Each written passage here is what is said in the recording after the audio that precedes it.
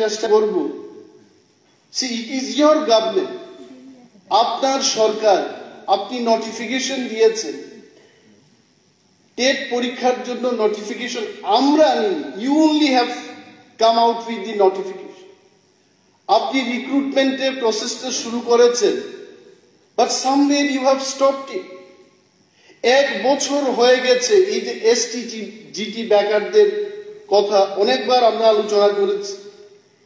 Date of exam 29 December 2022, TET 2 এবং TET 1 এর পরীক্ষা হয়েছে। টেট 1 30 ডিসেম্বর, রেজাল্ট বের করেছেন আপনারা 17 জুন 2023। কারা কারা qualified, you have already notified it. 165 জন টেট 2 তে এবং টেট 1 এ 194 জন, they came out with flying colours. এখন কেন তাদের নিযুক্তি হচ্ছে না?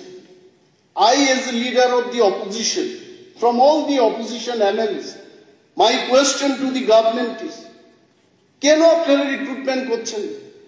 10,323 জন শিক্ষকদের চাকরি যাওয়ার পর it is a fact that প্রতিটি স্কুলে শিক্ষক স্বল্পতা রয়েছে।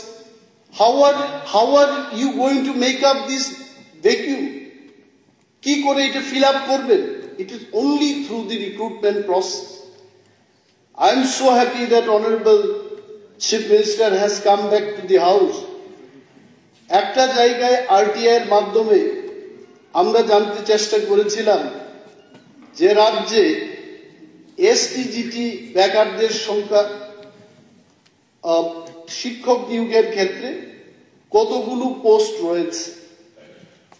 সেখানে তথ্যে বলেছে তারা যে মোর দেন 5,000 posts are lying vacant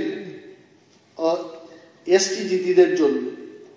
কিন্তু বিধানসভায় গতবার যখন আমি এই প্রশ্নটা করলাম আপনার কাছে, I think you have given the information somewhere 1200 জনের মতো খালি আছে আপনি বলেছেন। Whereas আপনার গভর্নমেন্ট থেকে দেওয়া তথ্যে যে উঠে এসছে 5,304 ভ্যাকেন্ট পোস্ট। তো সরকার কিভাবে উত্তর দিচ্ছে? I am doubting there also. RTI এর মাধ্যমে সরকার থেকেই আমরা তথ্য নিচ্ছি, আর মাননীয় মুখ্যমন্ত্রীকে যারাই লিখে দিচ্ছে এই তথ্যগুলো, I don't know what is your base. এটা আমারই প্রশ্ন ছিল।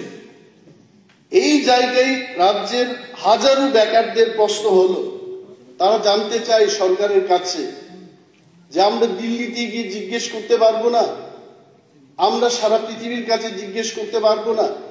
উই ওয়ান্ট টু নো এই সরকার যাই শূন্য পদ আছে কবে নাগাদ এটা পূরণ করা হবে। This is what they want to no.